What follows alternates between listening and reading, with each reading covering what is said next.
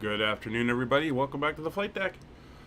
It is Tuesday, and that is our tour of Canada day, and we are currently outside of Canada. We're in Fairbanks, Alaska. We did a little detour.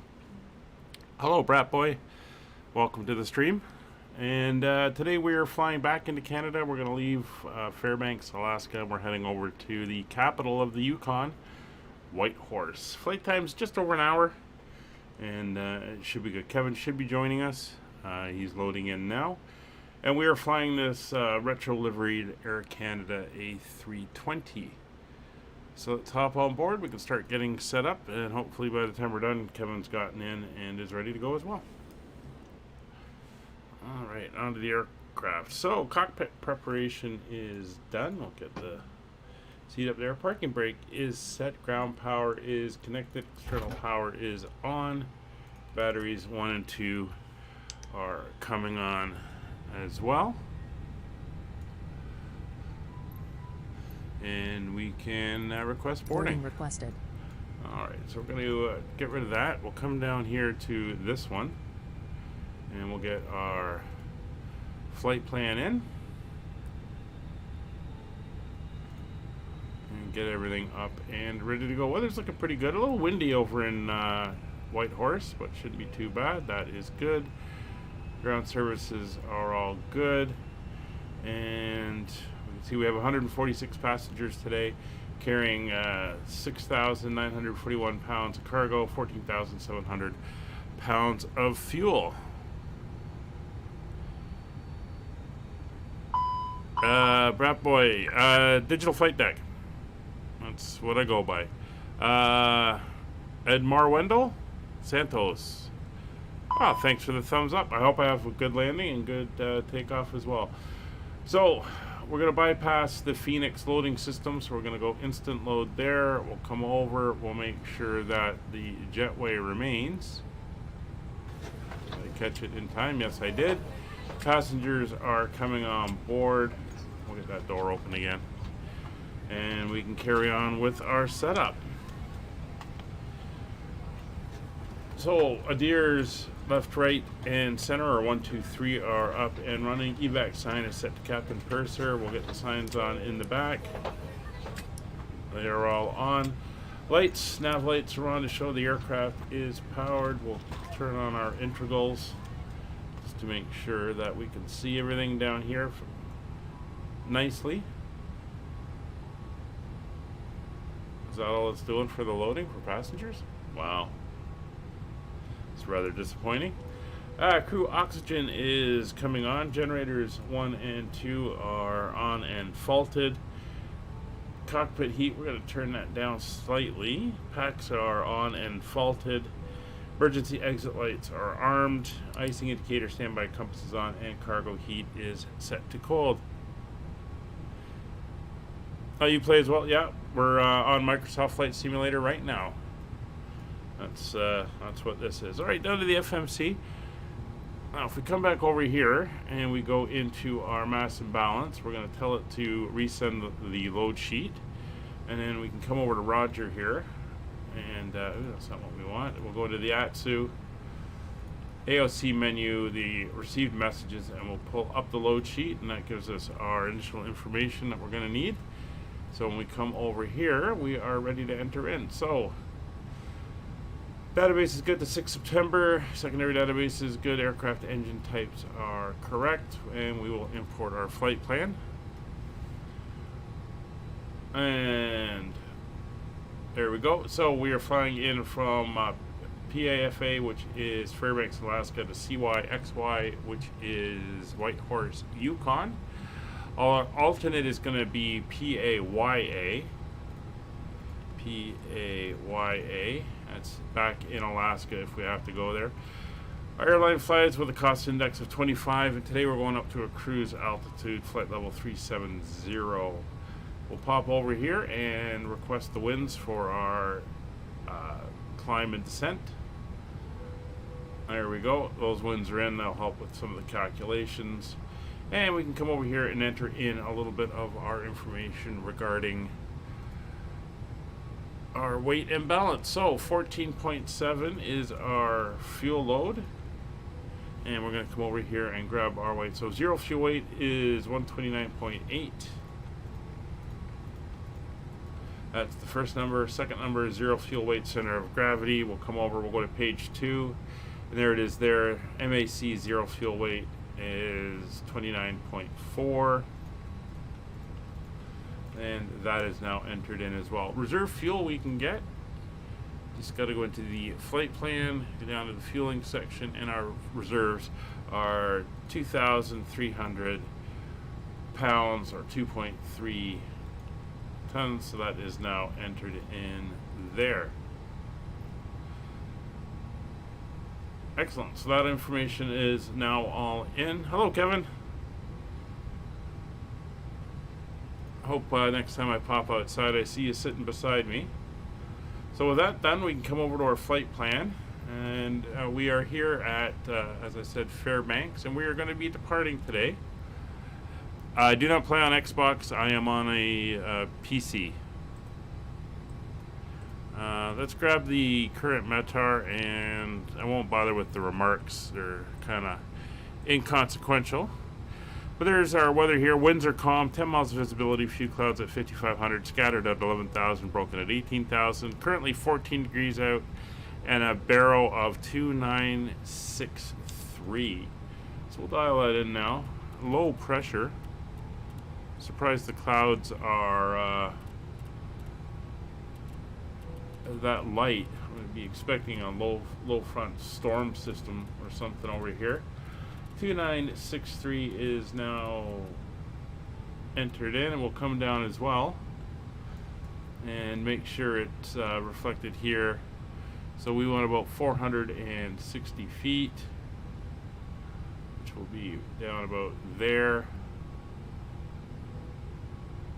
about there-ish. And we will pull the gyro, uncage our standby artificial horizon. There we go. It is looking good. Sounds like they're still putting in baggage outside, which they can keep doing. Alright, so we're going to come down here. We are going to be departing off of runway 02 left today. There's all the baggage in now. There's our departure. 02 left is going to be our departure runway, and we are going off on the red flag 5. Which is that one there, and we're going all the way up to red flag, and there's our departure points all in, all looking good. And now we can put in our arrival. Given the winds currently down in Whitehorse are all southwards, out of the south, and have been for most of the day, kind of swinging from southwest to southeast. And fairly strong, 11 gusting 16 at the moment on 140. We're going to be landing on runway 14 right, and we'll be doing the Arnav Zulu. So our arrival is going to be the Arnav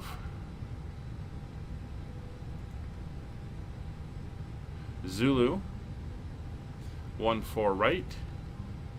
We're going in on the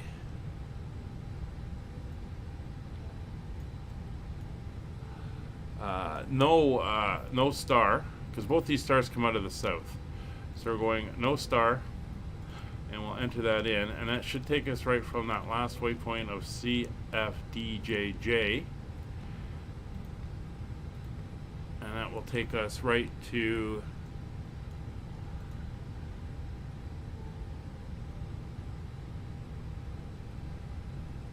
Umva, which is not what I want. We're going to actually put in the other legs in here. Your track IR went down again. I haven't actually used track IR in a while. I've only rarely used it in a helicopter. I think when I did those helicopter flights a while ago, that was the last time I used it. Okay, so we're going to take out that. So after the CFGG, we're going to put in OBIS as our next waypoint. OB or OBSIS. OBSIS. We'll insert that, and after OBSIS, we're going to EPNOK, EPNOK. We'll insert that, and after EPNOK, we are going to MUVRU, MUVRU,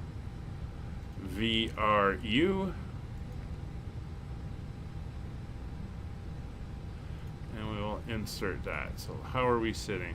We are not sitting correctly. Alright, so we'll take out MUVRU.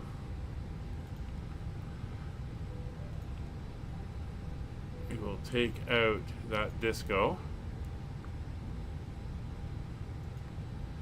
We'll go to back to EPNOK. And MUVRU. MUVRU. Put that in for the next one.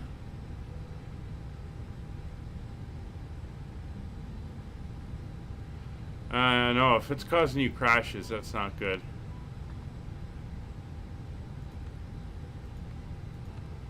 So that's better. That's actually what we want. And then we are going to remove that disco there and insert.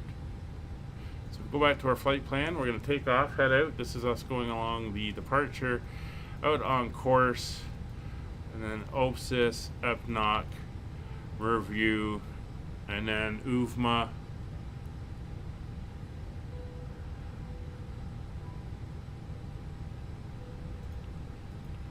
Sindhu, and we are down. Alright, so we have a few altitude points we want to put in here. Now at OBSIS, we don't want to be at flight level 300. Although we can be. I mean, it's not...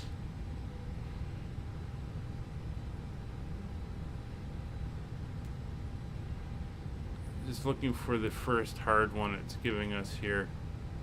Probably OVMA at 60 or 5200. So we're going to come in here. We're going to change that constraint to a hard 5200. Insert that.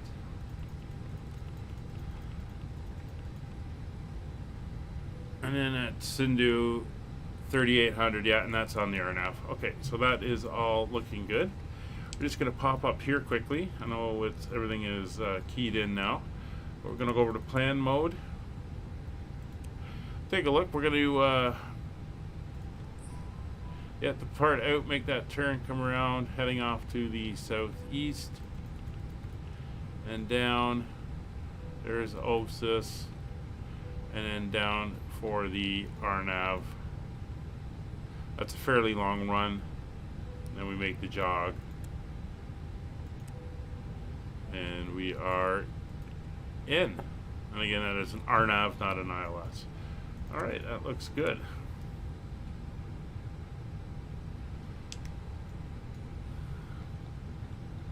Alright, so we are all loaded in there on the flight plan. We can now come over here and go into our performance. So to get our performance numbers, we pop up into the EFB. That's not the one I want, although we will bring that in just so it's there. And departure performance. So we're at Fairbanks 02 left. It is dry. We're going to bring in the final numbers off the final load sheet, and we'll bring in the weather and calculate. Alright, 151, 151, 152. 151.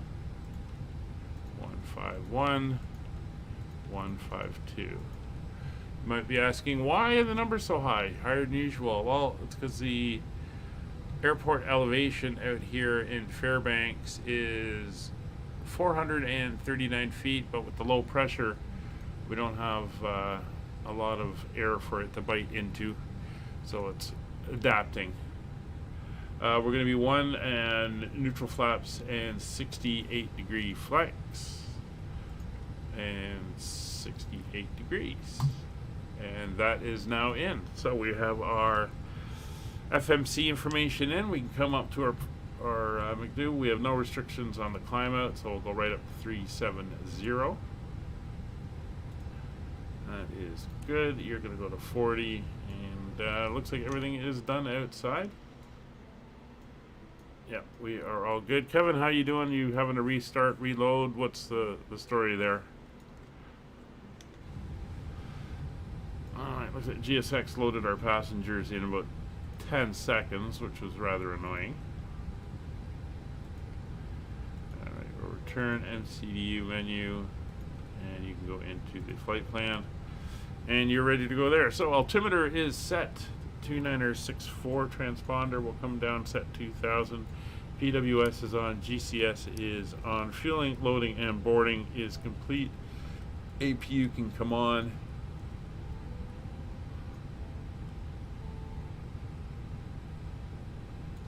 Count to 5. There we go. So let's take a look at our route today and where we are actually flying. While we wait for the APU to spool up. So there we go. So we're going to be taking off to the northeast. We're going to make a right-hand turnout coming around to Shimar. And then we're going to fly down to Herding. We see we're coming up this valley here, and there's red flag. Basically, it's a straight shot all the way down to the Ordvoir, and then our waypoint of CFDJJ. Then we're going to turn, cut across the mountains over to Obsis, making a turn here down towards Yellowknife, which is, Whitehorse, which is located down here in the valley. Come down over the mountains here, and then we're going to make a little bit of a jog to line up for the RNAV for the airport. Once down, and once we're on the ground, we're going to be landing on 14 right. We'll probably end up having to go all the way to the end, taxiing back on Echo up to the main terminal up here at Whitehorse. So that is the plan for today's flight. Flight time is a couple minutes over an hour. We do have some short entertainment lined up, and we will get a drink service from the cabin crew for the flight today. Unfortunately, no full meals, as it is such a short flight. Alright, why are my slides showing? They shouldn't be. No, that's fine. I guess I haven't armed yet. That's okay. So we are pretty much ready to go. We're ready to go when you are. There's the cabin ready. So we're up. APU Hello, bleeds are now I on. would love to welcome you aboard our flight. When you find your seat, please be sure to place your larger Throttle power is now disconnected. Takeoff data. 151 and 152 is set. FCU is set. Managed, flight level 370. Managed, flight directors are on both sides, and radios. After you put your carry-on items in the overhead bin and it is It's full, 122.8. as a courtesy to other passengers. FATSIM Unicom is set on radio 1 and 121.5. Guard channel is set on radio 2. In the safety card provided for you. Please make sure that you are able and willing to perform these actions. If you're not, please let a flight attendant know. Or will be as soon as I get there without blowing through it. There we go, 151. Any last-minute text messages if you need to, but we ask that once we depart from the gate, you put away any laptops or tablets. All right, we are ready for engine start. So we'll get the beacon on. We come down here into our controls, ground services. Everything's done. I can remove the chocks and the GPU. Just the doors and the jetway. So let's prepare for pushback.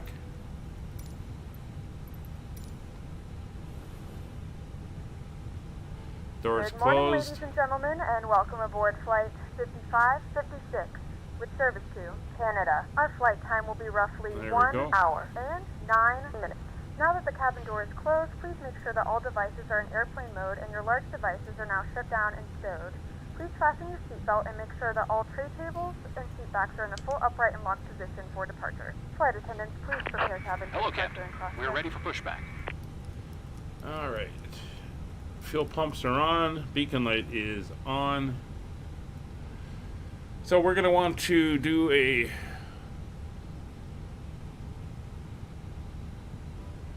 No, okay. Oh, sorry to hear that.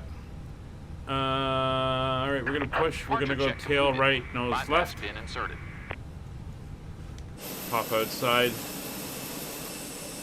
Kevin's riding the jump seat with us today.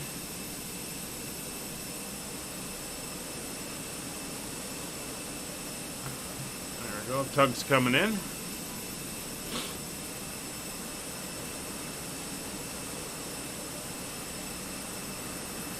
And we're going to be taxiing off in that direction down to the end of the runway.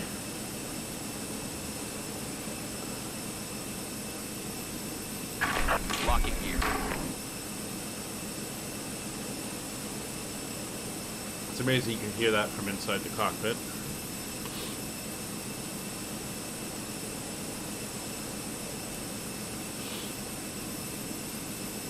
I tell you though, if the toolbar pushback didn't interfere with the FENIX, oh, that would be great to use. I do love the way you can just easily set it up. Alright, so we're going to go, again, nose left, tail right, and we'll see how it does. Release parking brakes. Commencing push. All engines clear. Start at will.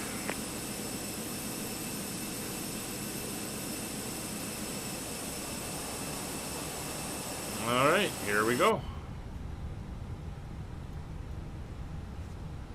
Ignition mode selector set to start, and starting engine number 2. Let's go give it a listen.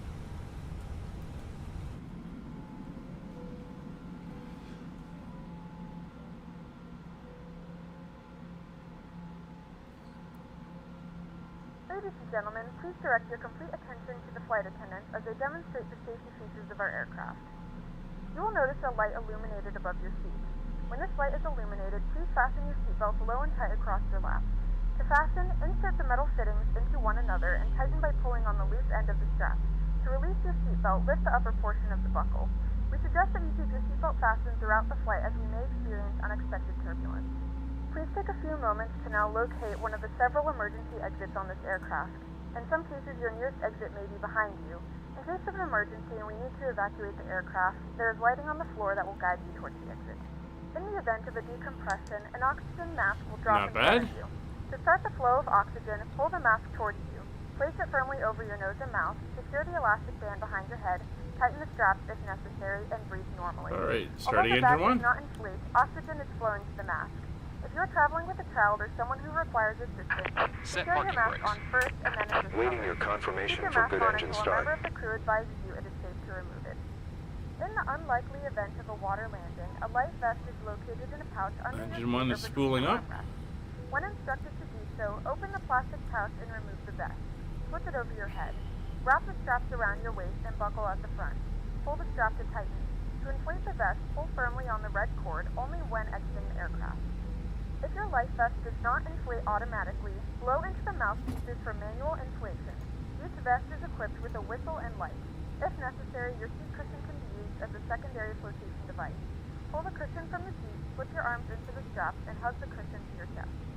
Please securely stow all personal items. Make sure your seatbelts are fastened and seat backs and tray tables are all in their full upright position. We remind you that this is a non-smoking flight, and that includes vaping. There we go, engine 1 is available. So, generators 1 and 2 are on, no faults, ignition mode selector to normal. Probe heat is on automatic. Engine anti-ice not required, packs 1 and 2 are on. Flaps 1 is selected. Trim set 00 and flight control check. Full left, full right, neutral, full forward, full back, neutral, full left rudder, full right rudder, neutral. APU bleed is off, APU is coming off. FCP manage 370 managed. Engine instruments are all on the green, little low on oil on that side. That's all good. Alright. let them know. Cockpit to ground. We have a good engine start. You can disconnect. Alright, so auto brakes set to RTO. Ground spoilers armed.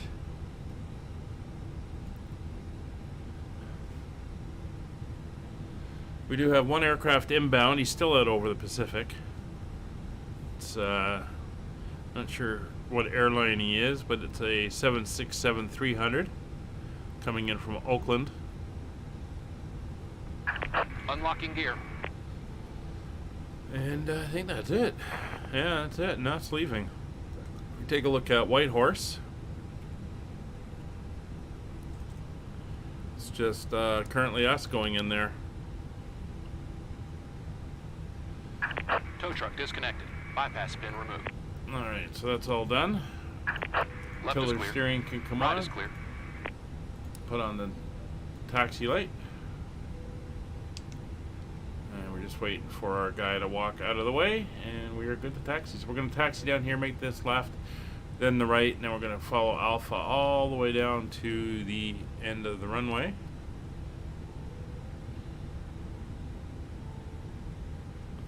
Probably go to Foxtrot. I don't have to go all the way. The cabin is ready.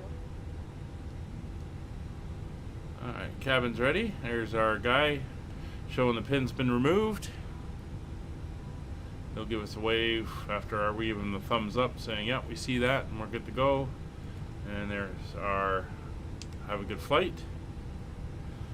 Alright, so brakes released. Add power. Fairbanks area traffic. Air Canada 5556 taxiing runway 02 left from the terminal via Alpha, hold short Foxtrot. Fairbanks traffic, Yukon Air Force Base, County 455 departing runway 32 to the south, Fairbanks. It's the Air Force Base in the area. It's not too far away. Now I did notice when we flew in here I was getting a few stutters. This is freeware scenery off of flightsim.to, so it may not be optimized. We have custom scenery at Whitehorse. We'll see how that looks when we get there. But we did have stutters, I remember, taxiing in, so we'll see how she is when we depart out of here. Digging the cabin, let them know to get ready. Still waiting for them to report back that they're ready to go.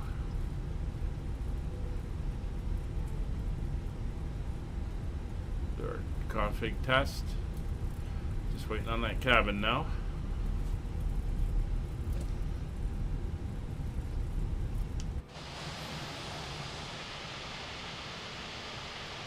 Yeah, still see the little hesitations and stutters, so I'm assuming there's not been a lot of optimization done on this one. Looks nice though. Got all kinds of aircraft. DC-6s, this is all Everett stuff down here. There's some DC-3s up the other end. It's all looking very nice.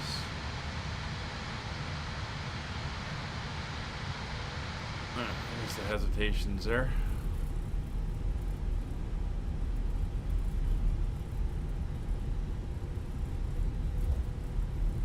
It really does need somebody to go in and optimize it.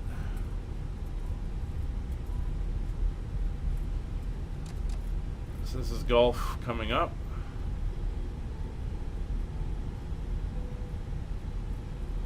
And we're going to go to the next one, which will be Foxtrot. We don't need to go all the way to the end. We will give ourselves plenty of room here.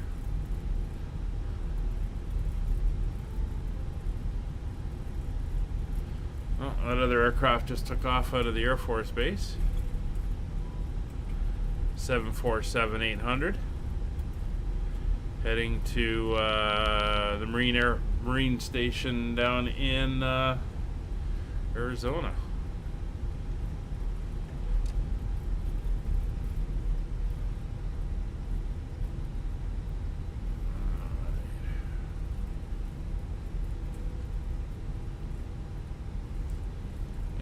These markings aren't matching either. It says Charlie. We don't have a Charlie over here. Alright. Let's get ourselves set up. We'll get our runway lights on, strobe lights on, landing lights on. Come on. Oh, let's get our view over a little bit more. There we go. Get our lights there. Up to taxi. Wing lights can come on. We'll ding the back. We'll pop down. Weather radar on. TCAS and transponder are now on. And we are good to go. Fairbanks area traffic. Air Canada 5556 landing up runway 02 left. All right.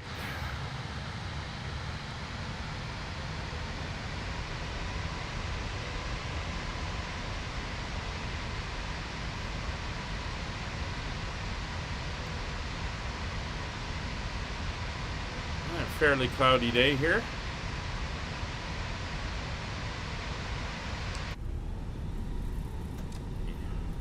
Easy. There's no hesitation. You can see the windsock just hanging there doing nothing. Another reason we got a nice long roll here. It's no wind assist for the takeoff. There we go.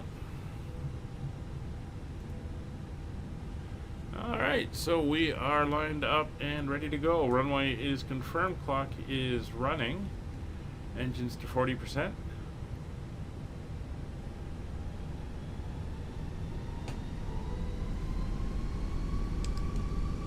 Fairbanks area traffic, Air Canada 5556. Rolling runway 02 left, departure to the southeast. Brakes released. Takeoff power set. Man flex 68 degrees. SRS runway enabled. Auto throttle blue. Airspeed's alive.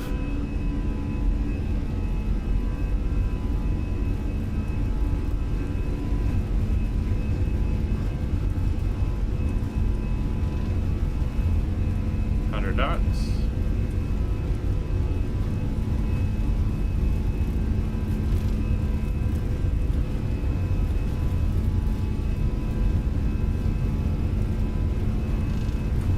V1, rotate.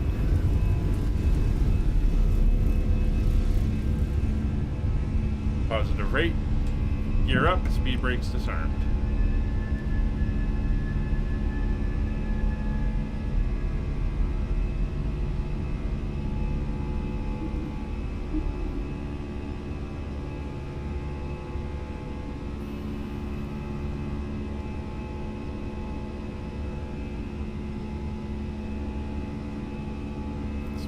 Turn.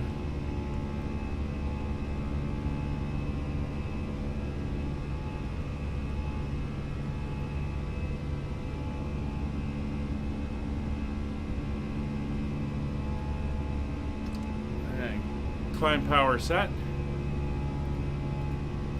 Autopilot on.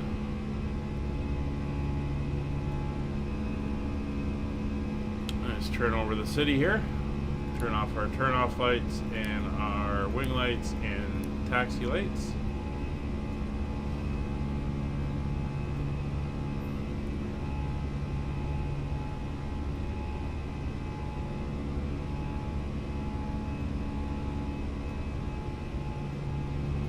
Yeah, I think that airport's causing lag issues. Again, it looks nice. Wish it was a little more optimized.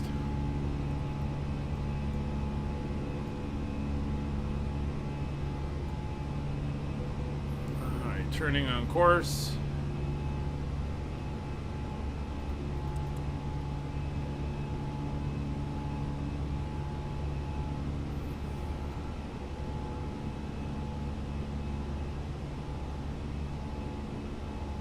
And we're through S speed. Flaps up.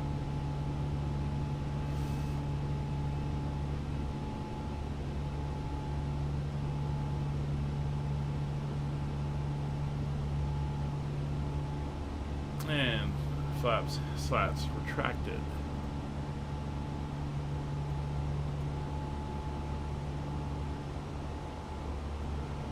And once we get away from the airport, that should become a little bit smoother.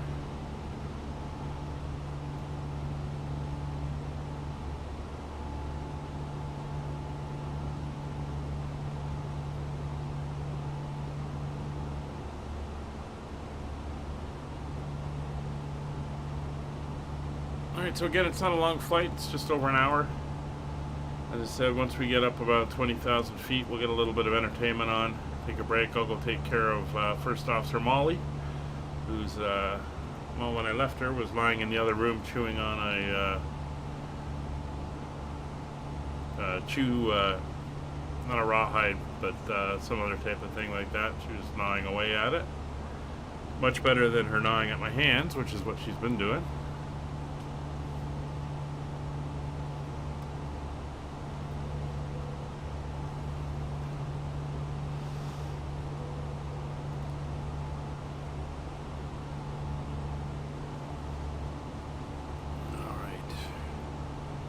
Looking good. Yeah, Ellison Air Force Base, that's where that other aircraft took off from.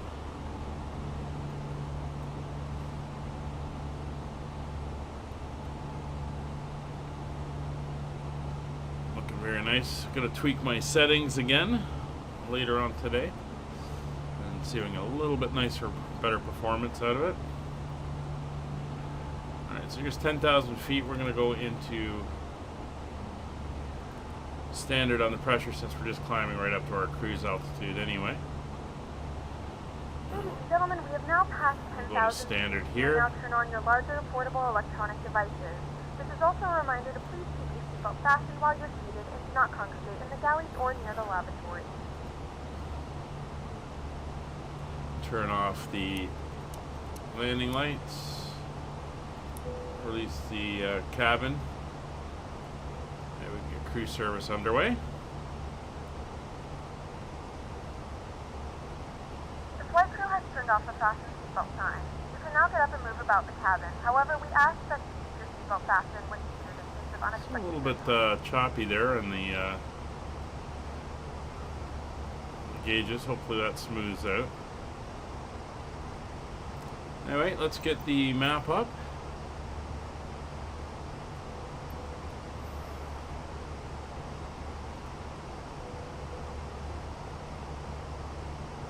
We all like to see where we're going. And we just left there. We're heading down this way. And then Whitehorse is just out over here. I'm going to move the chat so it's out of the way of the map. There we go.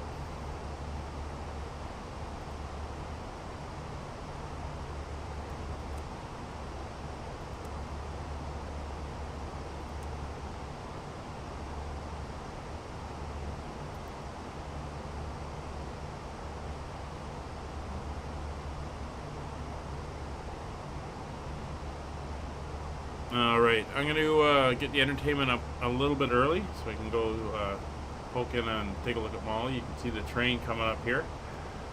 Lots of mountains. We'll be well clear. We're heading down this way and we'll be up to cruise altitude while we're still in this valley here. Not an issue. So we'll leave you with a, let's go to this side, view of the mountains. Oops. Out the window there.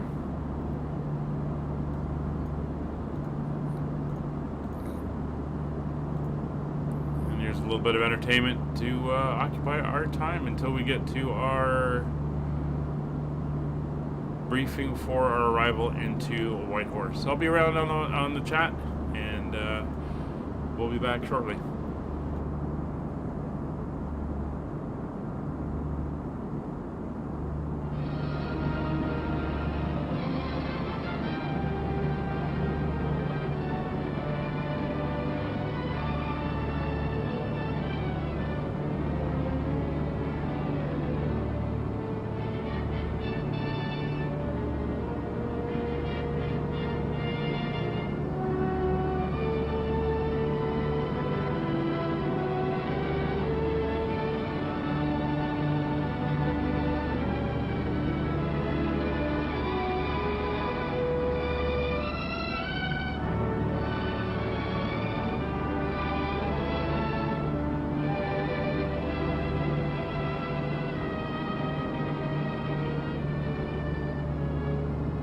This is Chuck Randall.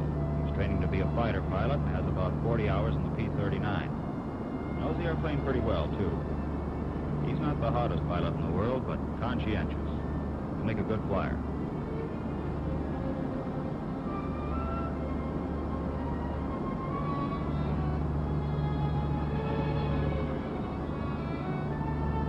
Here's another of the boys. He has about as much time as Chuck, but a little different approach to his flying. For one thing, he didn't spend much time getting to know his airplane. It finally caught up with him. Coming in one day, his battery went out when the gear was only part way down. It's a funny thing, too, because the battery and generator had just been checked. Well, it meant emergency operation of the gear. It went through all the motions. It didn't feel right at all. It cranked much too easily. It didn't seem to be engaging. Reason? Well, he didn't wait to find out. He had other plans.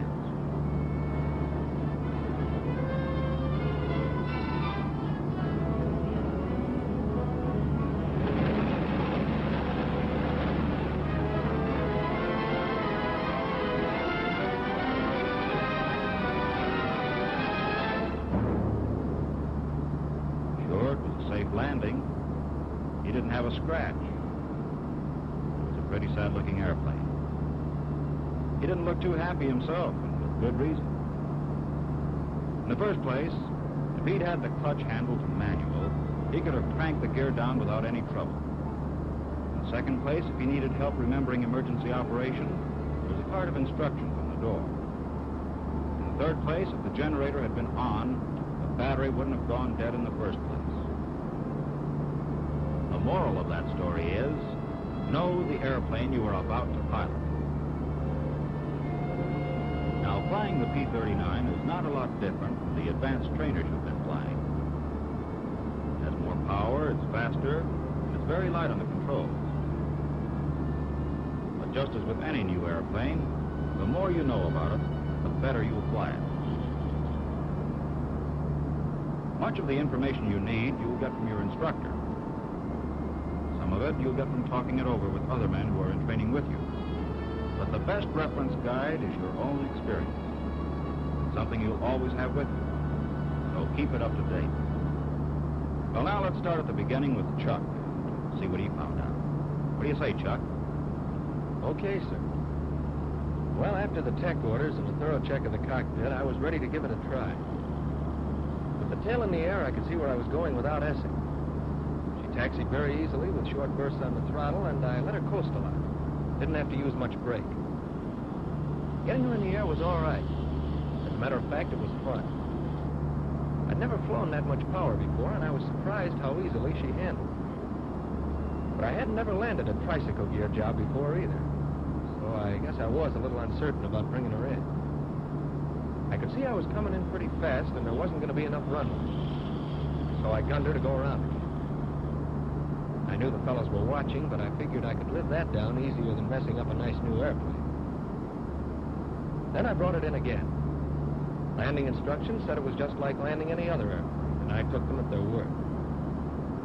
I rolled out of the turn at about 140, lowered my flaps, and established a steady glide at about 130. This is how it looks to the slow-motion camera. I came in over the end of the runway at 110, leveled out and got the airplane in a conventional three-point landing attitude.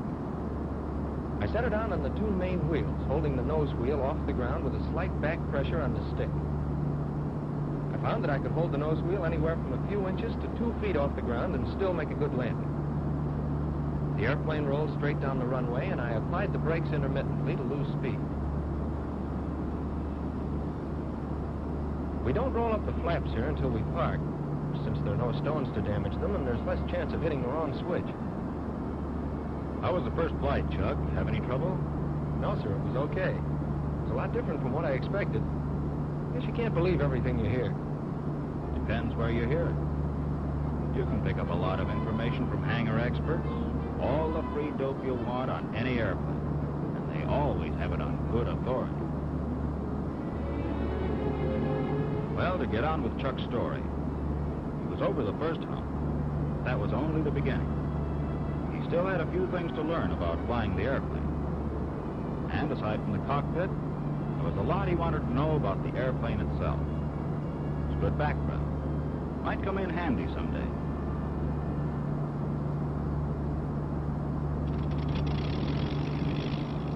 I was going into my transitional training, which began with 8 engineering missions designed to get me acquainted with the performance of the airplane and the operation of its engine.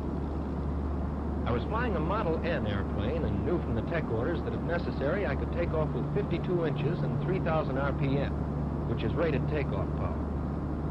But in training, with the airplane making 8 or 10 takeoffs a day, we're instructed to keep it down to something less.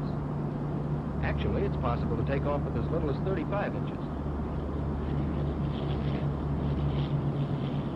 When I had sufficient altitude, I retracted the gear, and when I was up to a few hundred feet, eased back to 35 inches and 2,600. The going was smooth, and it sure felt good to be flying again. But I wasn't ready just yet to sit back and enjoy the scenery. There were a couple of things I had to keep an eye on. The press-stone temperature was under control. Oil temperature was about 70 degrees. Okay. Oil pressure about 70. Fuel pressure, okay. And I had enough airspeed, which is always a good thing to know. They say altitude is like money in the bank, and it's one thing the government has no objection to hoarding. Besides, when you're new to an airplane, it's an especially good idea to have plenty of space underneath it. I was on my way up to 10,000 feet. When I got there, I settled back and tried a few coordination exercises. In rolling into a turn, I found that very little rudder pressure was needed. You want to treat this airplane like a lady. Don't try to be fast or rough if you expect to get along with it. Then I tried a few gentle turns. At first, I had a tendency to skid or slip. The turning radius of this airplane is much greater than what I've been used to.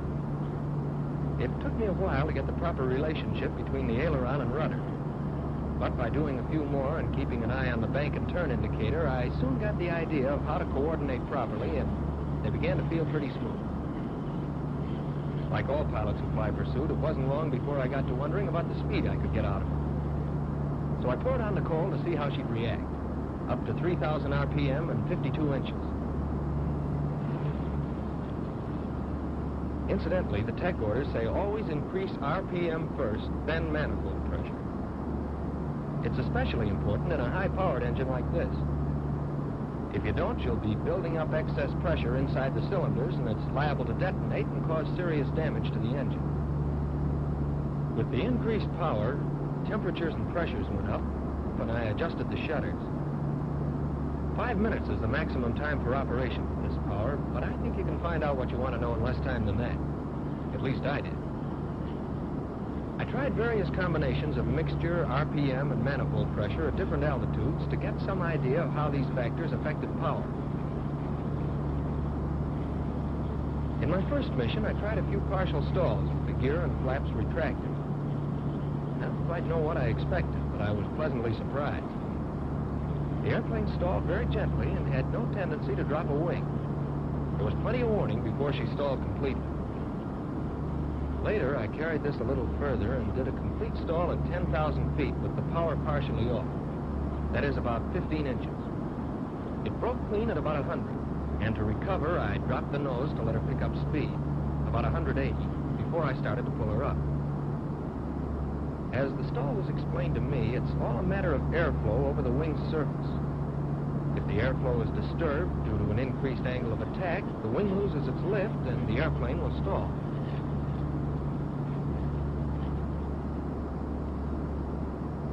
When the airplane approaches a stall, turbulence begins at the roots. And as this section begins to stall, it causes a shuddering. The tail buffets slightly from the effect of this turbulent air.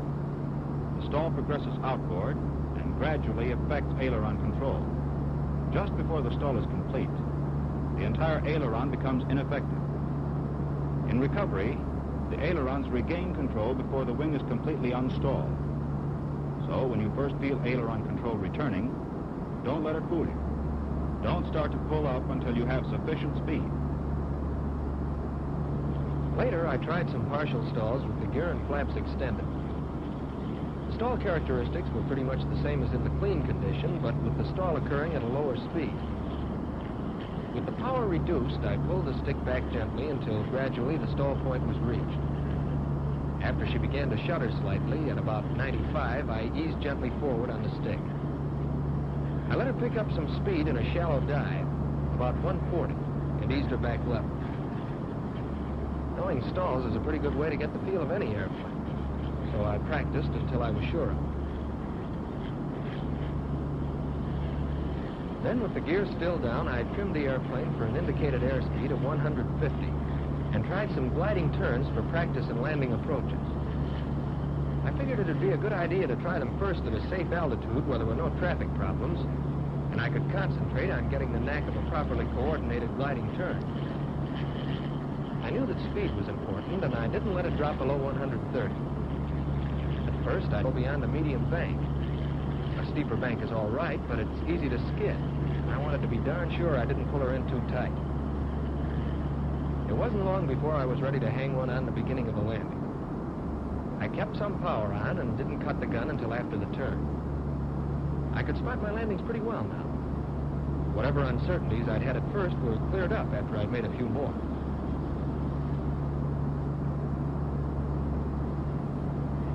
Another day, I gave some attention to climbing.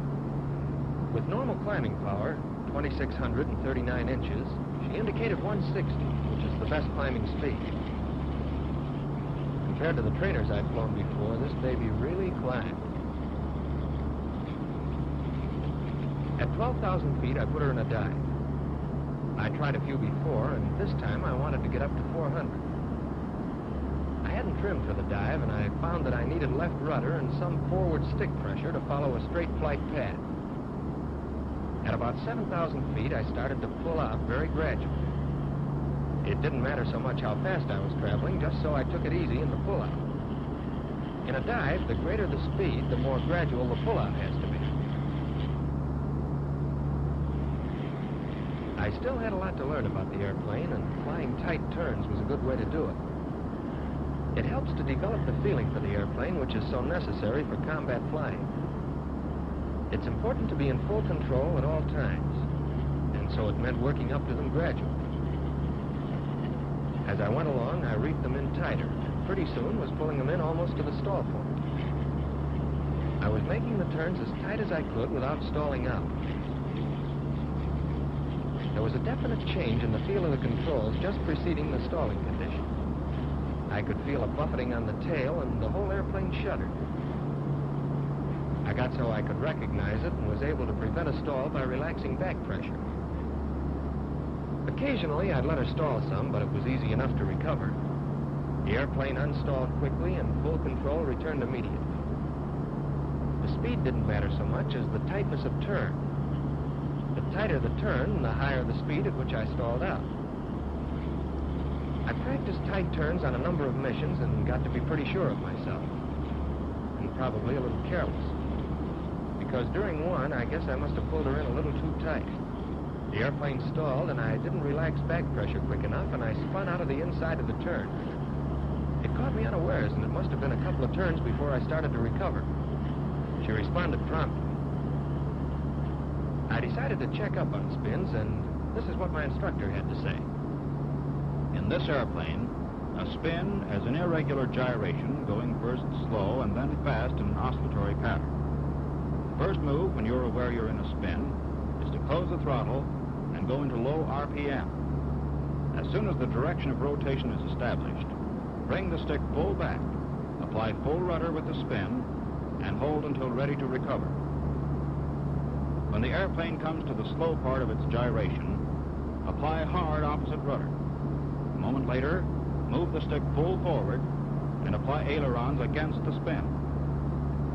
As soon as the rotation stops, usually about 3/4 of a turn, it'll begin to recover in a steep dive.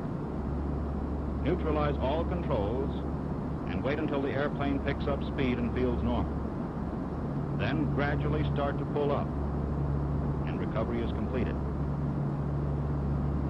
In the P-39, as in most airplanes, a spin is easily and quickly recovered from, if not permitted to progress too far.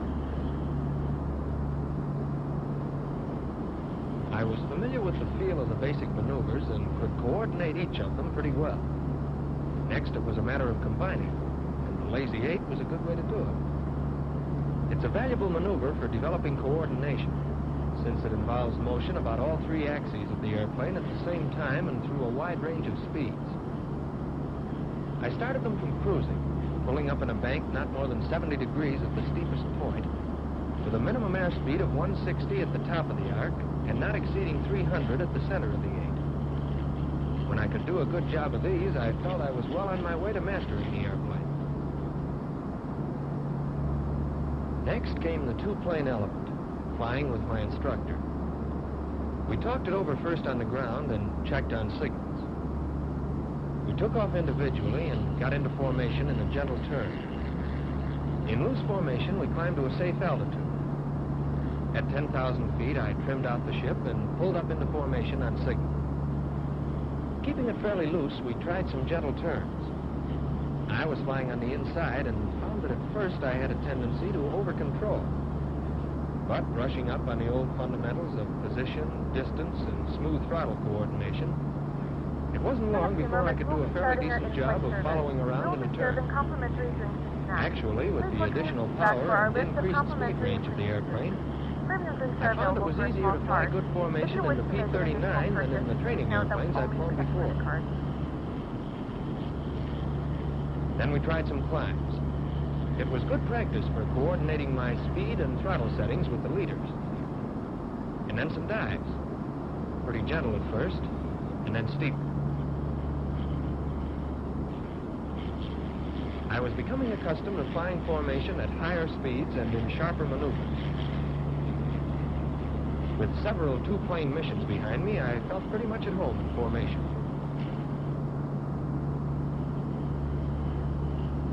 I hadn't done much in the way of acrobatics in the airplane and felt about ready for it. Double-checking my shoulder harness lock, I tried some rolls. Starting at cruising, it rolled very easily and had a good response to the ailerons. The stick pressures generally were much lighter than I'd been accustomed to, and she responded quickly and smoothly. Although a pretty easy maneuver, it sure built up my confidence.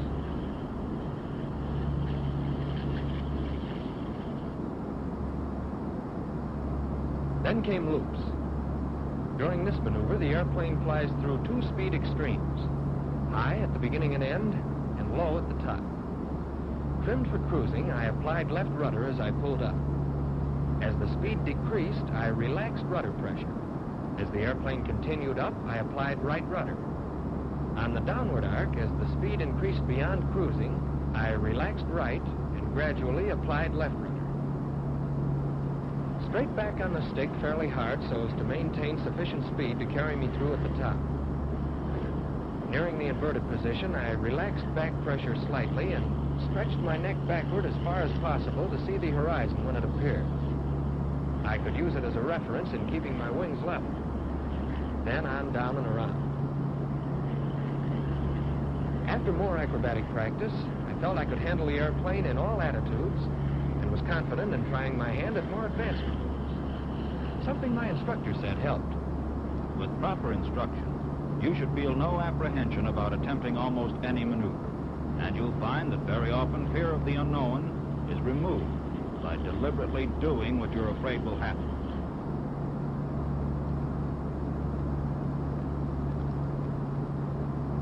All my training thus far had pointed toward one thing, and now I was ready for it. Gunnery. These planes are built around their armament and are equipped to deliver a lot of firepower.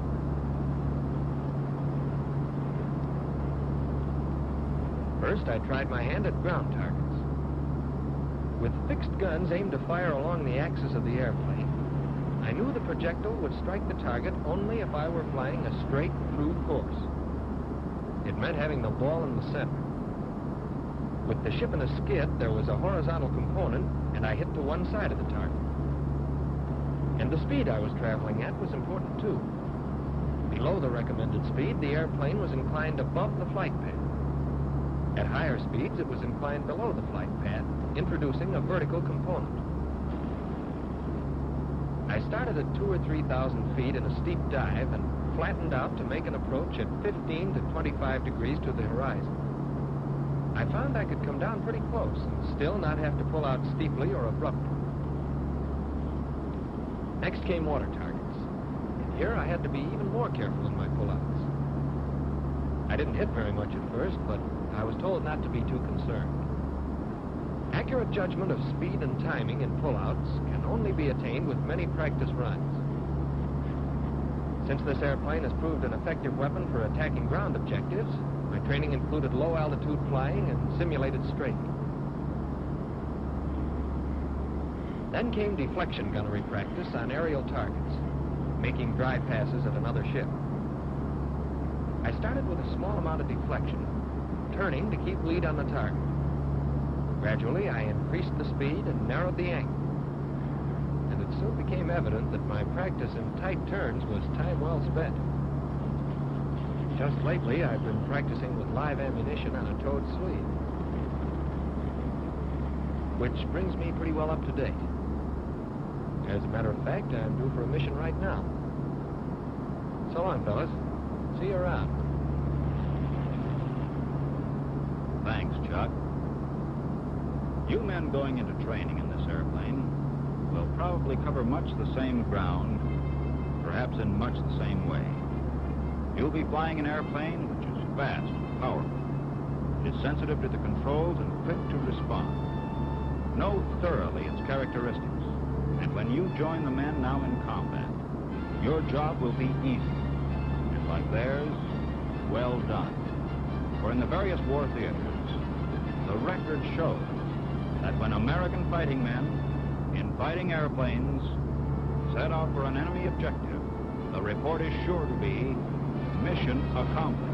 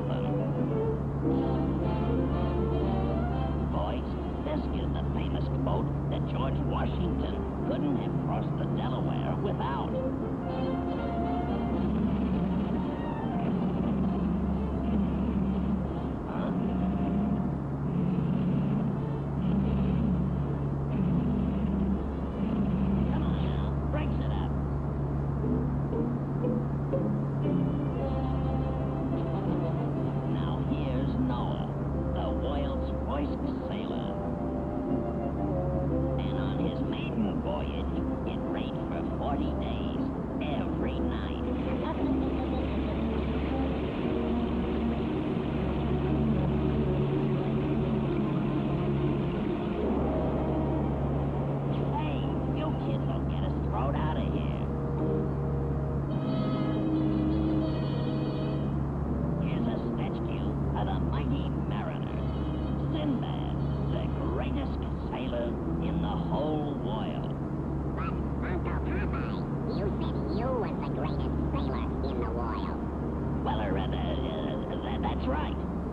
I once met Sinbad the sailor and knocked the tar out of him.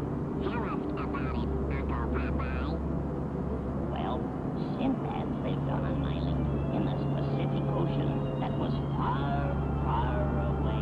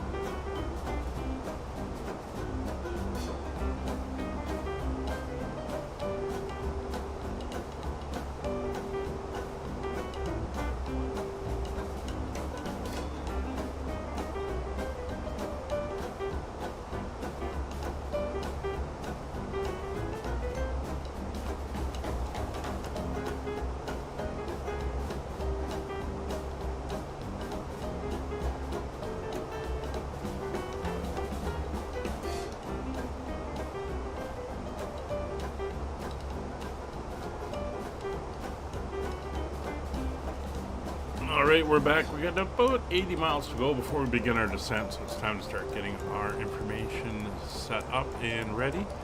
First thing we're going to do is grab the current weather. It came out about 40 minutes ago. Let's grab it here. I'll put it into the chat.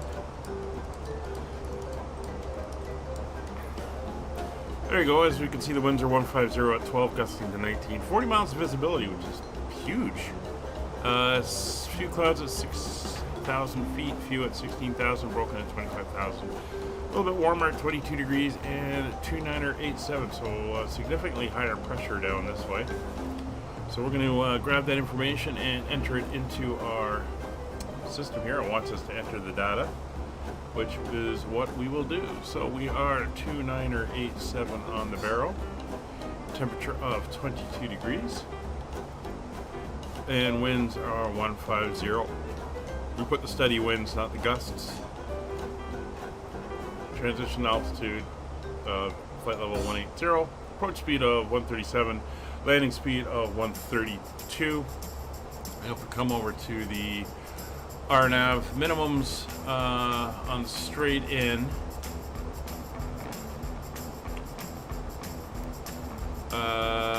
we'll set it up on the LNAV VNAV, so 3036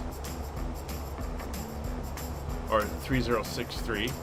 Airport elevation here is 2,317 feet, so it is rather high. Going in full flaps landing, that's all good and set up there. Again, it is an RNAV, so it's not the ILS. We won't be deleting the landing systems. Missed approach. We climbed to 3,300, tracking 140, which is runway heading. Climb left turn direct to Levet, and then left turn climb to 8,100, tracking 076 to Dundoo. And shuttle climb as required. So our initial climb is going to be 3300.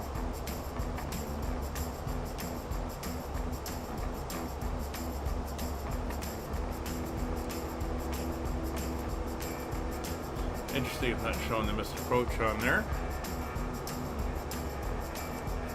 but that is fine.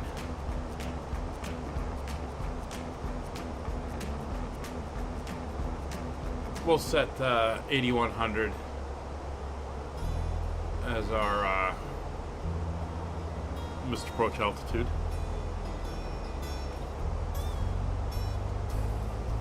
So once we're down, we're going to be taxiing to the apron 1, the terminal, and we'll see what stands we have available there. Again, this is custom scenery, so not sure what we're going to have. And First Officer Molly has kind of settled down behind me in the jump seat. Sorry, Kevin, you've been kicked out. You'll have to sit in the crew rest seat back in the cabin. Everything is looking good. Fuel is looking good. So as you can see, we're going to be flying down here, and then we're going to make the turn down towards the airport here with a little slight jog to come in on the RNAV. So we can get rid of that now, and we'll bring the chat box back to its usual spot. There we go.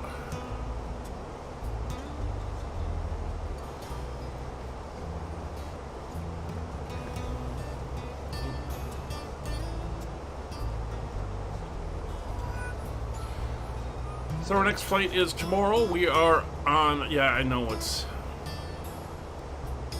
undefined. We are back on multiplayer tomorrow on Wednesday, and we are currently in Columbus, Ohio, as we fly out to all the 48 capitals of the 48 contiguous United States. From Columbus, Ohio, we are flying up to Lansing, Michigan.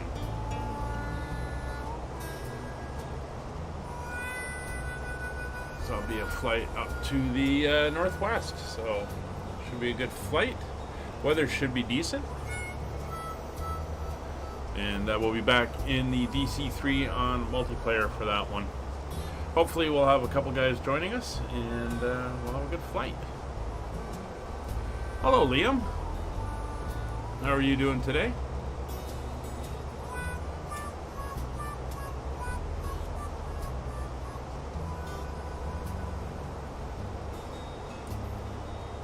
When we start our descent, we're going to set 3,000 feet for our minimum. That's below the descent altitude, but we should be okay on the RNAV by then.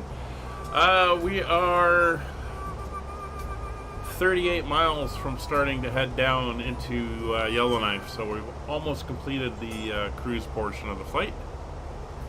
And yeah, everything is looking good. I am doing well. Once we're done here, Molly's going to get her dinner, and then we're going out for a nice long walk down beside the creek. She's looking forward to that. She loves those walks. Lots of things to explore and smell, and people and dogs to meet down there.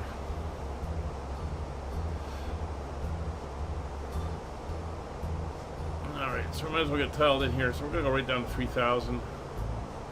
And again, once we're on the final approach, we'll set that to 8,100 for the missed approach altitude.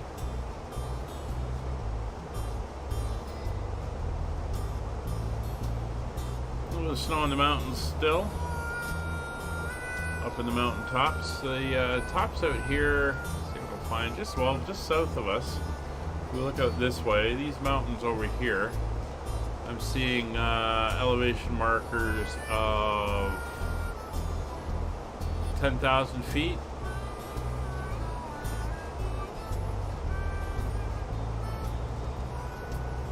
8,000 feet, so fairly high.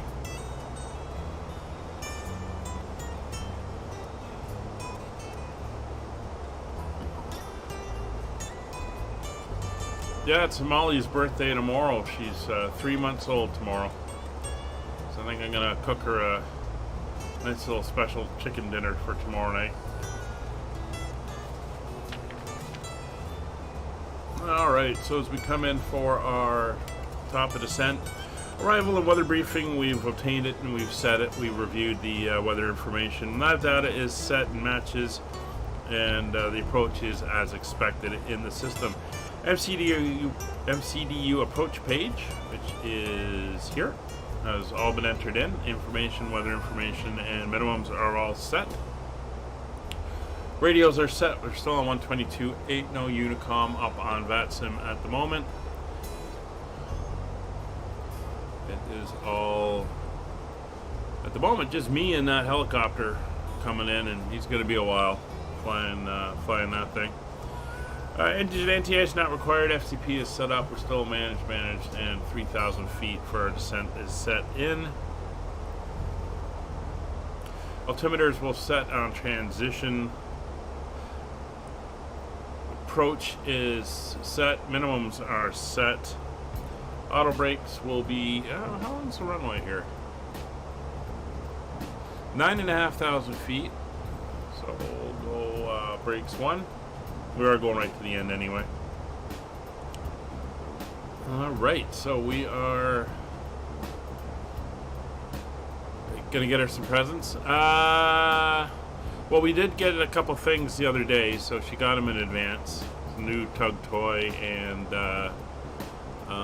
what else did we get her? Some really good shoes for her to work her baby teeth on. So 2987, so that's about we'll go to 11 on that. So somewhere around there, and we'll double check when we are ready.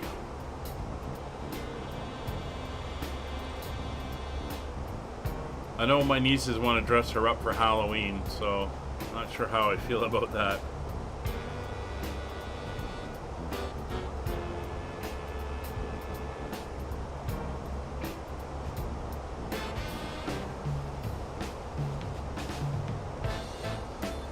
Alright, we are 7 miles out of top of descent, so we're going to start heading down now.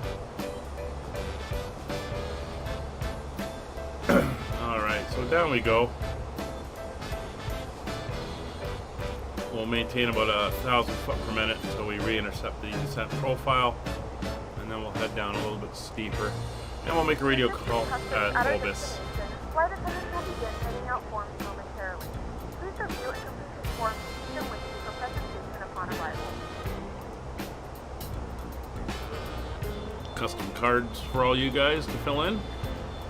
After all, we're flying from the US into Canada.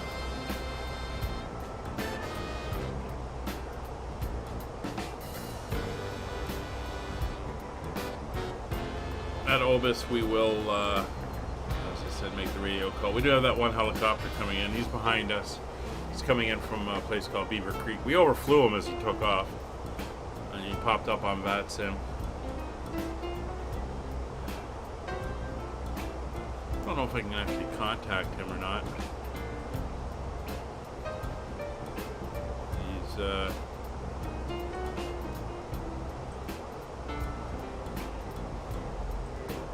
disappeared, actually.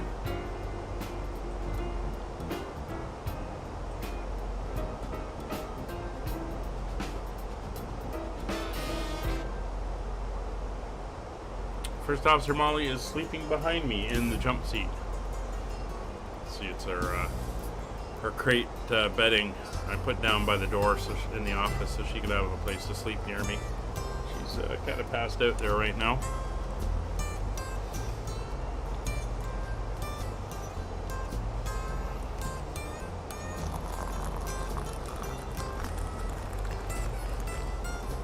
Charlie Foxtrot Mike Hotel Sierra, you up on frequency?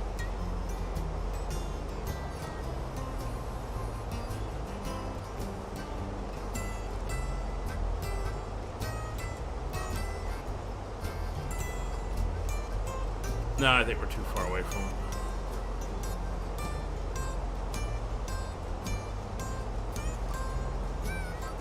And he just vanished. He was doing like a 200-mile helicopter flight. I think he's logged off.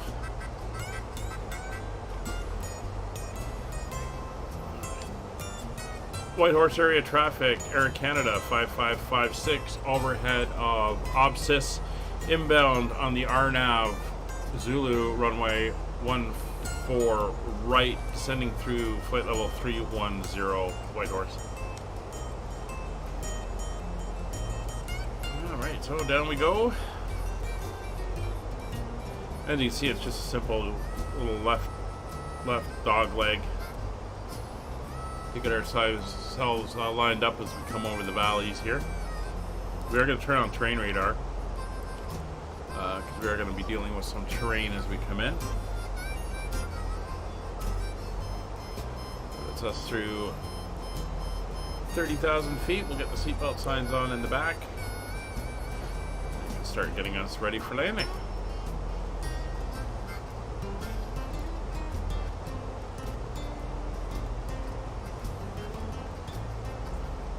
Ladies and gentlemen, the flight crew has turned on the fasten seatbelt sign. Please return to your seat and fasten your seatbelt.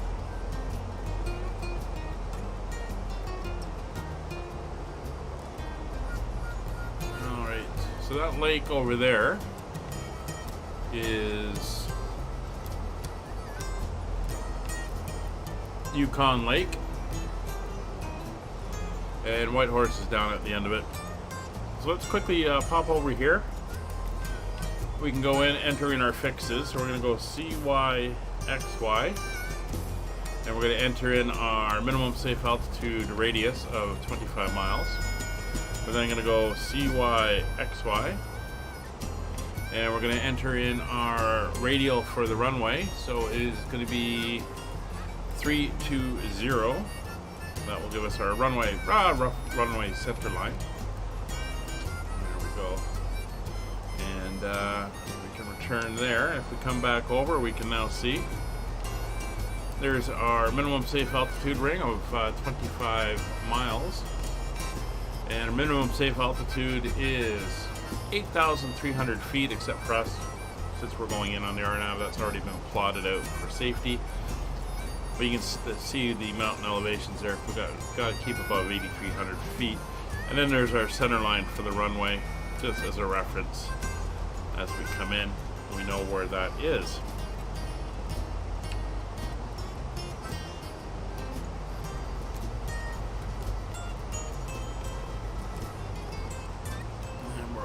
looking good there. Now what I'm also going to do is if we come into our... Yeah, I love black tea as well. Not a coffee drinker anymore. We don't have any VORs or anything out here. Everything is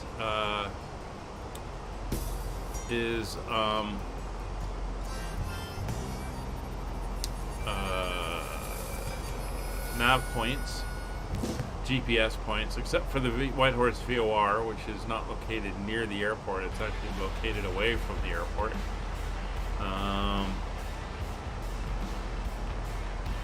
We'll put that in on nav 2. Just as a reference, 116.6.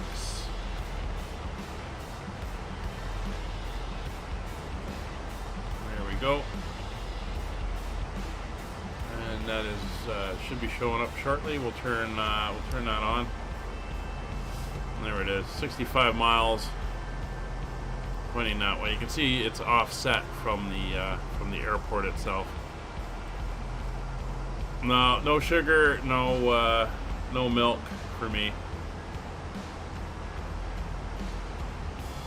Do a quick check, see if there's a radio beacon or anything here. No.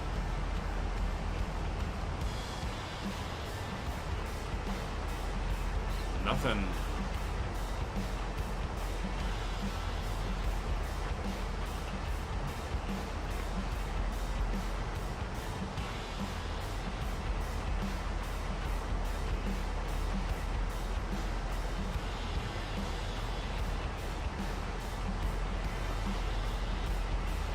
Same way I used to drink my coffee back when I was drinking it, which is black, but I don't drink it anymore. Stick with tea. I find outside of Europe, they can't make coffee over here in North America.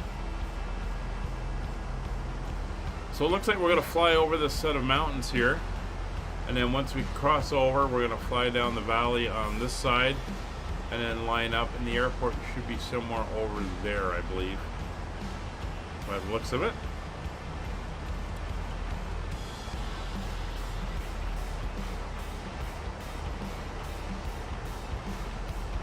Yeah, good strong tea is much better, I find. 55 miles out. And we're through 20,000 feet. 18 is transition, so we're going to switch over now. And we're going to dial in that it was 8.3. Put that in. Double check. One final check on the weather. Let's see. 150 gusting 12. This is the one that just came. Well, this is an hour ago. 12, 19, 2987.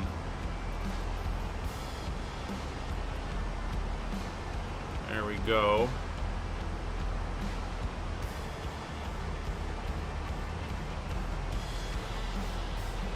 So somewhere around there. Looking good. Speed starting to come back.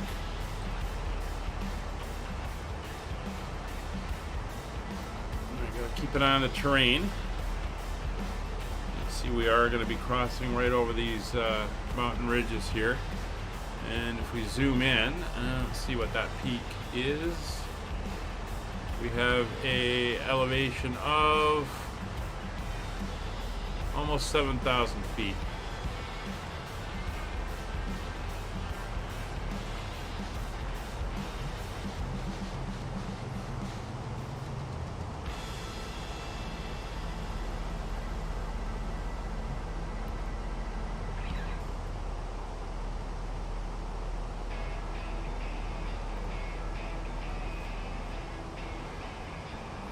Once again, we have custom scenery at Whitehorse. It shouldn't be too heavy on the system.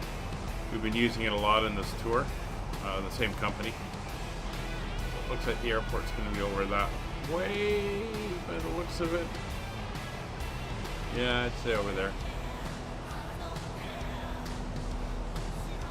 Alright, so we're 15,000, about 8,000 feet above the terrain here. There's snow on the peaks.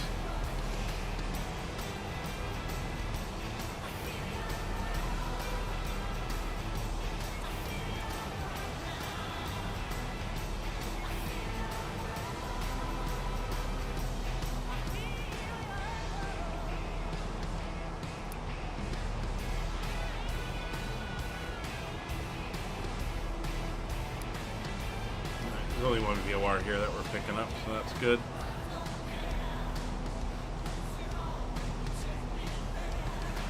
We have a speed restriction of 210 knots at FNOC, We have begun our final which is actually the Canada. Flight attendants will be passing point we're heading to. Any track one final time. Please ensure tray tables are stowed and seats are in the full upright position. Our clean speed is 210, so we're going to go into manage mode right away as we come down. So that we can make sure we're at approximately, well, we should hit about 10,000 about there, about 5 miles out. We want to keep that speed down.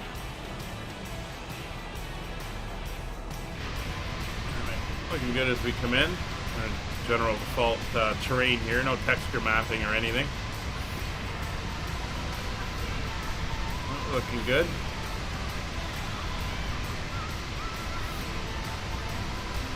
I think Kevin's gone to sleep in the jump seat.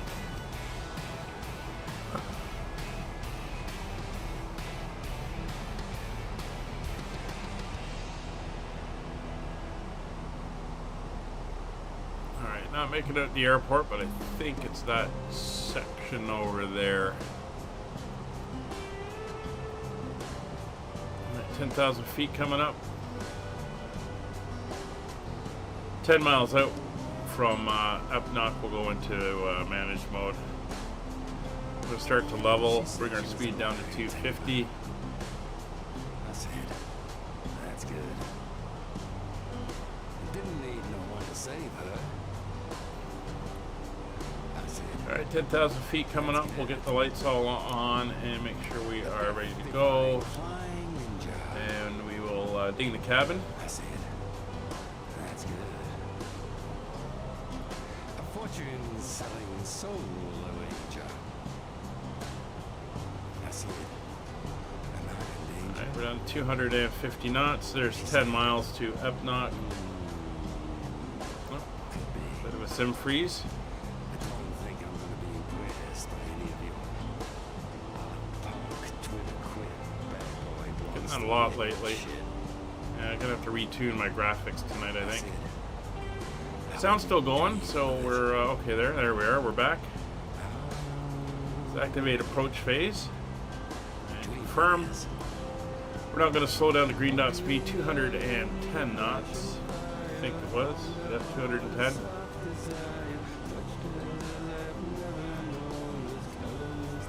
We're now coming in on the vertical deviations.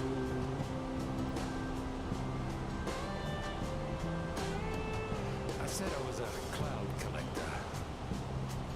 She said, that's good. A scintillating skyborn scribbler. She said, that's good. A fingertip delight detector. She said, that's good. Engines are on idle. I pressed the panic button, profit. She said, A fairly good descent rate. That should start to minimize because we've got minor changes up here. okay. Don't think I'm going to be impressed by any of you.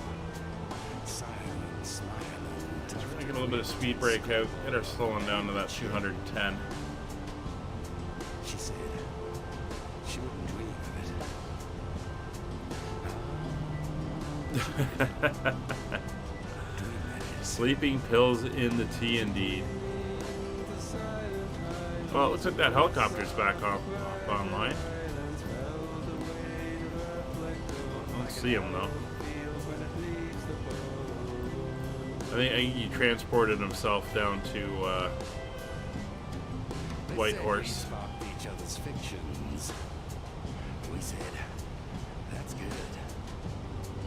I bet the farm on love's confections. We said, Alright, so there's our turn in from FNOC. a leap of faith. Whitehorse area traffic, Air Canada 5556 overhead FNOC descending through 6,600 feet. Inbound RNAV Zulu runway 14 right, Whitehorse. What do you say? We said, wouldn't have Back any to other 10 miles. They said, okay.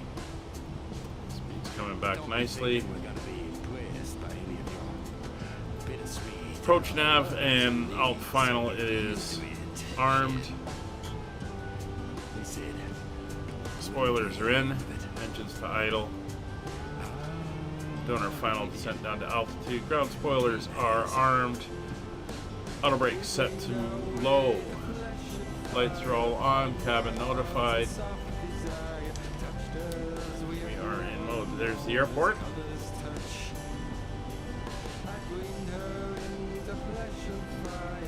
1 hour 6 minutes. We had a 1 hour and I think 9 minute or 12 minute flight. 9 minutes I think it was. So we're bang on schedule.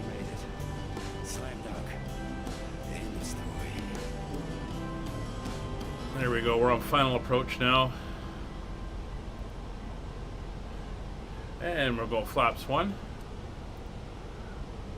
Speed coming back to our S speed, which is 188. Here's our turn.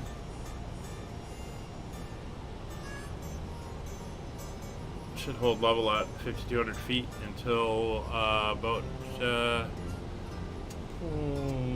halfway to Sindhu. Or not. It's going to keep us on a slow descent. That's fine. Alright, we are 14 miles.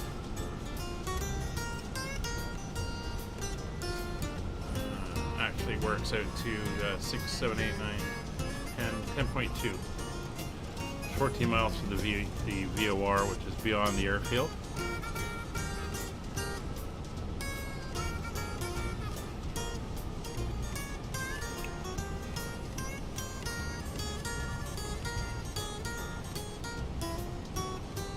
There we go, 7.5 miles. So, gear down. Flaps 2.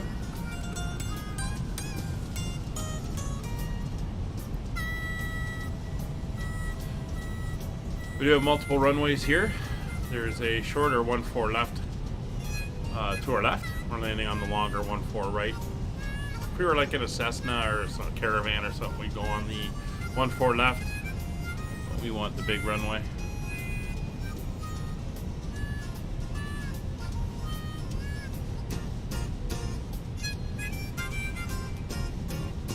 We're 6 miles.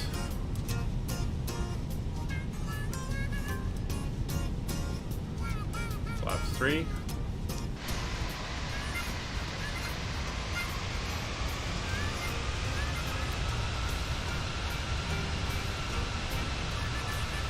And flaps full. Alright, gear down, 3 green, flaps full, cabin notified, lights are all on, landing memo, no blue, airport in sight.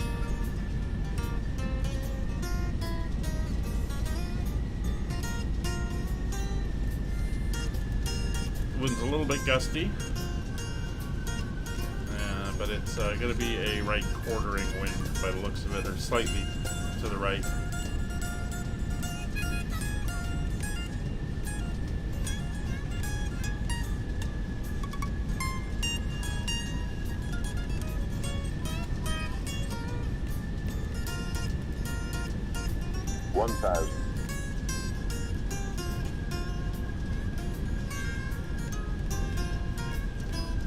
Mr. Approach altitude set.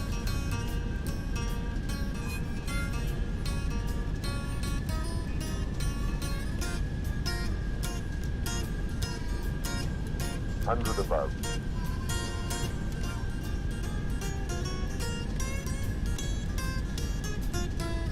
Minimum. Continue.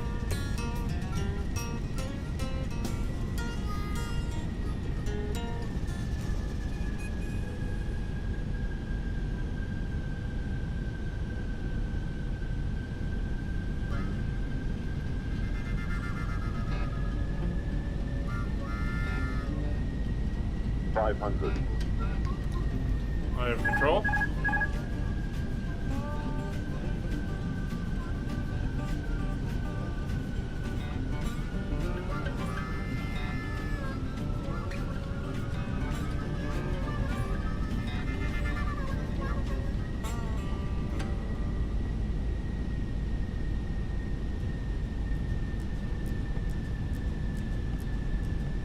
100.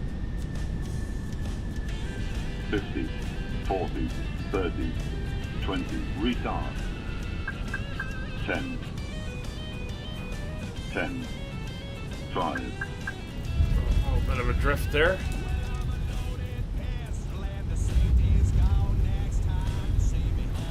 Oh, we're down.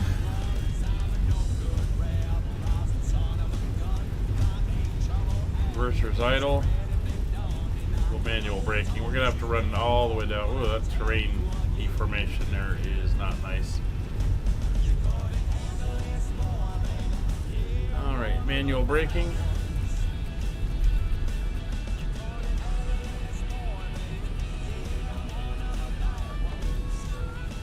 Ladies and gentlemen, welcome to Canada. The local time is 2:13 p.m. and it's currently about 22 degrees Celsius. You can now use your mobile really device. drifted off the center line there. Until the Not aircraft good. comes to a complete stop and the seatbelt sign is turned off. Remember to use caution when opening the overhead bin, as items may have been shifted during the flight. We thank you for flying with us. Alright. Flaps up, speed brakes up.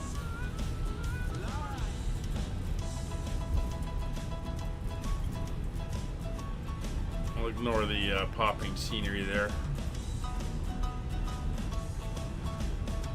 Alright, we can turn off weather radar and our TCATs. Our lights off, strobes off, turn off lights, and wing lights can come off. Whitehorse area traffic skyways 5556 clear, runway 14 right at Delta, taxiing to apron 1 terminal via Echo and the apron.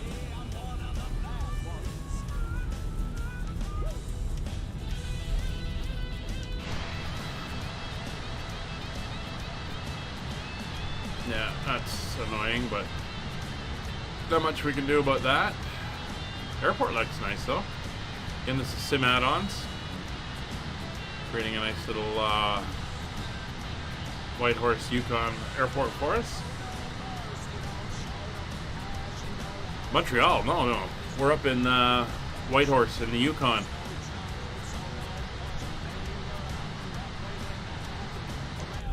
Oh, there's a water bomber for the forest fires. The Canadair CL-215, I believe. Water bomber.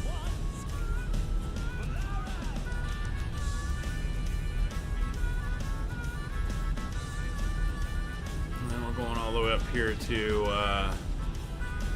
commercial apron. You can see the control tower. It's up there.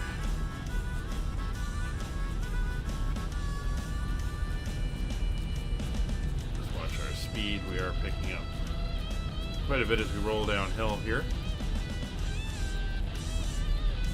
This is an old runway, now used as a taxiway, although this part here is a really short little runway, I guess, for tiny little cars.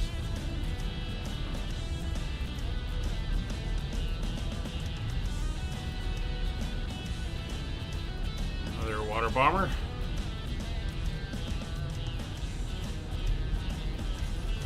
Airport maintenance guys. So we got a search and rescue helicopter up at the far end there. Alright, so where are we headed to? Let's go suitable gate. We will go into gate 5.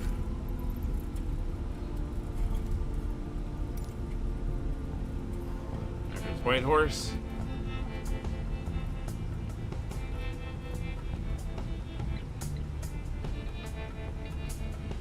Really? Wow. I think you need to win the lottery, Kevin, get a new PC. That would solve all your problems. Alright, so here we are. Let's get around the corner. And get apart. Oh yeah, there's a helicopter over there, search and rescue. Air Force helicopter. There's the Airport Fire Department. trouble since starting to think about Here we are. all of the things I can't be bothered to be. I think I'm falling in love. I think I'm falling in love. I think I'm falling in love with the loser in me.